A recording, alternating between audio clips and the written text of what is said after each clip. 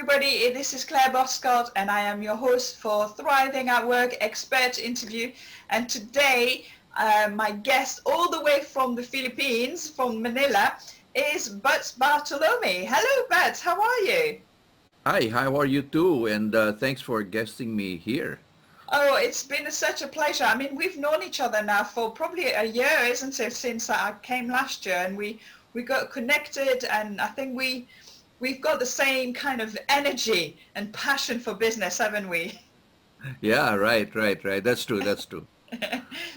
You connect very quickly with people who've got the same energy as you, and so and I mean, you are one of the biggest mentor entrepreneur in the Philippines, really, with a franchise within the franchise industry, isn't it? You've been doing and helping people set up franchises for many years. How did you get to do that in the first place?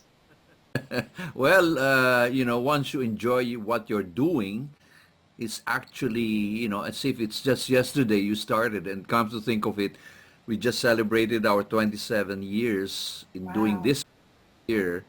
As a background, I used to be an overseas employee. I was seconded to Singapore to help out San Miguel. I used to be with San Miguel here in the Philippines. San Miguel is one of the biggest corporations, and they actually got a license of Shakey's Pizza, which is from the United States. A small franchise, a small company from San Jose, California, and they got a license, and the Philippines and Asia were two separate licenses. So one of the children actually was managing Asia, and the father was managing the Philippines. So unfortunately, things were not working well, and I had to be sent there to fix things. So the promise there was actually 6 months, but it ended up about 10 years. So that, that word secondment is something I'm allergic to because sometimes but you'll end up. But again, I never felt sorry for it because I learned a lot of things. I discovered a lot of things that I could use, which I'm now using. And so my work was actually operations, setting up stores, training people. It's all actually like a one-man team, short of construction. But and then from Singapore, I was in charge of the whole Asia. And after my Asian stint, I was asked again to go to the Middle East, Saudi Arabia, okay, and covering Dubai, Bahrain. So I said, why? Well, that's why not? I mean, explore the territory. But it's a different field. Working in the Middle East, it's not something like working in Singapore.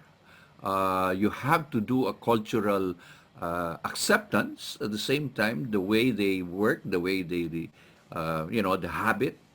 But I had to bring in about 200 Filipino male Wow. to work in Saudi Arabia and 80 female in Dubai. Because in Saudi Arabia, women at that time were not allowed to work Wow. in. So I had to fly back to the Philippines, it's like a whole gamut of bringing in a battalion of people working, training them, preparing them psychologically, and at that time, things were still better for the overseas Filipinos because their salaries were good. They never paid any single cent to go there. They were having allowance while they were training in Manila. So nevertheless, I spent about 2, 3 years there and setting up Dubai. And Dubai was not the Dubai that we know of today. It's a small, laid-back town. Yeah. That's how it is. But again, you reach a point wherein you ask yourself, up to when will you be in that position as an employee? Because, I mean, you're not getting any younger, one. Number two, the higher you go up, the next two in rank will be the owners. So I can't kick out the owner and say, hey, get out because I'm next. You reach a point in that in your career wherein you have to think, you have to cross the road, you have to cross that bridge and prepare.